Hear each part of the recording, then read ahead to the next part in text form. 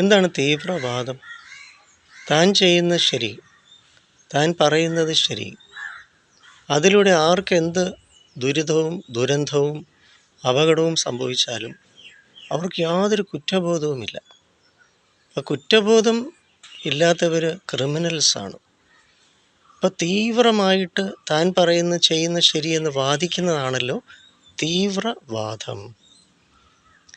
അതുകൊണ്ട് ഏതൊരു മനുഷ്യനും കുറച്ച് കുറ്റബോധം ഉണ്ടാവണം. നമ്മൾ കഴിക്കുന്ന ഭക്ഷണത്തിൽ അല്പം ഉപ്പ്, അല്പം പഞ്ചസാര സ്വാദിഷ്ടമാകണമെങ്കിൽ അത് അമിതമായ ദോഷം ചെയ്യുകയും ചെയ്യും, അല്ലേ? ഉപ്പോ അല്ലെങ്കിൽ പഞ്ചസാരയോ അല്ലെങ്കിൽ എരിവോ പുളിപ്പോ ഒക്കെയും ആവശ്യത്തിന് മതിയല്ലോ, മിതമായിട്ട് മതി. കുറഞ്ഞാലും സ്വാദിഷ്ടമല്ല, കൂടിയാലും നമുക്ക് കഴിക്കാൻ പറ്റത്തില്ല എന്നതുപോലെയാണ് ഒരു മനുഷ്യനിലെ റിഗ്രറ്റ്, കുറ്റബോധം. ആവശ്യത്തിന് വേണം. വീണ്ടും തെറ്റുകൾ ആവർത്തിക്കാതിരിക്കാൻ അല്പം കുറ്റബോധം ആവശ്യമുണ്ട്. എന്നാൽ ആരെയെങ്കിലും കുഞ്ഞുങ്ങളെ ആണെങ്കിലും മറ്റ് മുതിർന്നവരെ ആണെങ്കിലും എപ്പോഴും കുറ്റം ആരോപിച്ചുകൊണ്ടിരുന്നാൽ ആരോപിക്കുന്നവർക്കും ദോഷമാണ്, ആരോപിക്കപ്പെടുന്ന വ്യക്തിക്കും ഏറെ ദോഷമാണ്.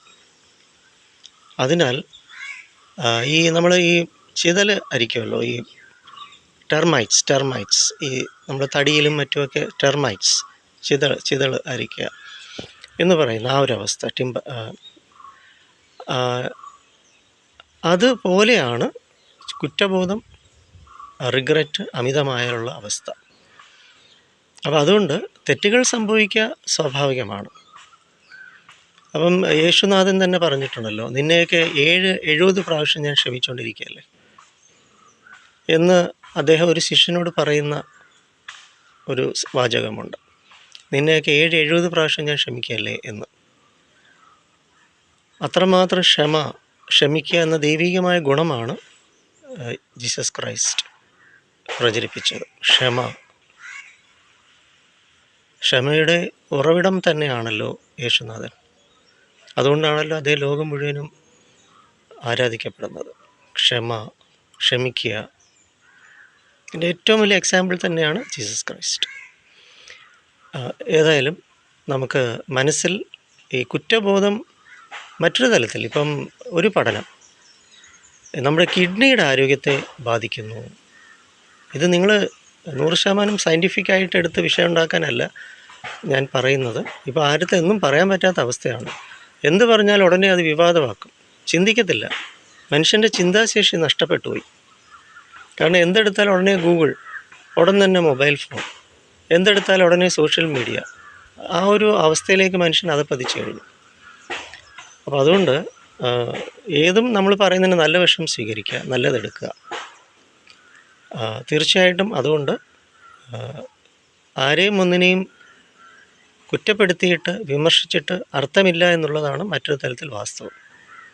അതുകൊണ്ട് കുറ്റം ആരോപിക്കുന്ന വ്യക്തിയും കുറ്റാരോപിതനാകുന്ന വ്യക്തിക്കും ഏറെ ദോഷം തന്നെയാണ്. അപ്പോൾ ചെറിയ പ്രായം മുതൽ തന്നെ നമ്മൾ ഇഞ്ചിഞ്ചായിട്ട് ചതച്ച് മനസ്സിന് ഈഗോ ഹർട്ട്, എനിക്ക് ഒരുപാട് കേസുണ്ട് കേട്ടോ, ഒരുപാട് കേസ്. ഈ ചെറിയ പ്രായത്തിൽ കിട്ടുന്ന ഒരുപാട് ദുരനുഭവങ്ങളിലൂടെ കടന്നു വന്ന മനുഷ്യർ അനുഭവിക്കുന്ന വ്യഥ പിൽക്കാലത്ത് വലുതായി കഴിഞ്ഞാൽ, എത്ര പ്രായമായാലും അവരുള്ളിൽ കിടക്കുന്ന ആ ഒരു മാനസിക വ്യഥ ചില്ലറയല്ല.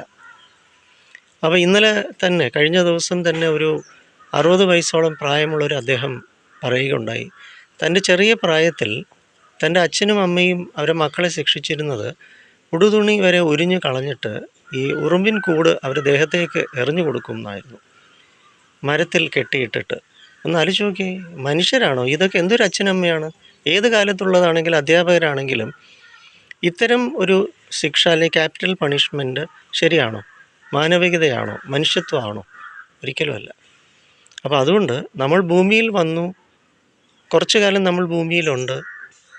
അതുകൊണ്ട് സ്വയം സമാധാനമായിട്ട് സ്നേഹത്തോടെ ജീവിക്കുക. മറ്റുള്ളവർക്ക് ഗുണം ചെയ്തില്ലെങ്കിൽ ദോഷമെങ്കിലും കുറഞ്ഞ പക്ഷം ചെയ്യാതിരിക്കൂ. ഇത്രയേ ഉള്ളൂ ഫിലോസഫി. അല്ല വലിയ തത്വമൊന്നും ആവശ്യമില്ല ജീവിതത്തിൽ. ആരെയും സഹായിച്ചില്ലെങ്കിലും വേണ്ട, പക്ഷെ ദ്രോഹം ചെയ്യാതിരിക്കുക, സ്വമേധയും ദ്രോഹിയാകാതിരിക്കുക. അതുകൊണ്ട് ഈ കുറച്ച് കുറ്റബോധം ഉണ്ടെങ്കിൽ തീർച്ചയായിട്ടും വീണ്ടും തെറ്റുകൾ ആവർത്തിക്കാതിരിക്കാനുള്ള ഒരു പിടിവള്ളിയായിരിക്കും. അതുകൊണ്ട് കുറച്ച് കുറ്റബോധം ആയിക്കോട്ടെ. ഒരുപാട് കുറ്റബോധമായാൽ ഞാൻ നേരത്തെ പറഞ്ഞ കണക്കുള്ള ചിതൾ അരിക്കുന്ന അവസ്ഥയാണ്. ആ ഒരു അവസ്ഥ സ്വമേധയ ഉണ്ടാകേണ്ടതില്ല, മറ്റുള്ളവർക്കത് കൊടുക്കാനും പാടില്ല.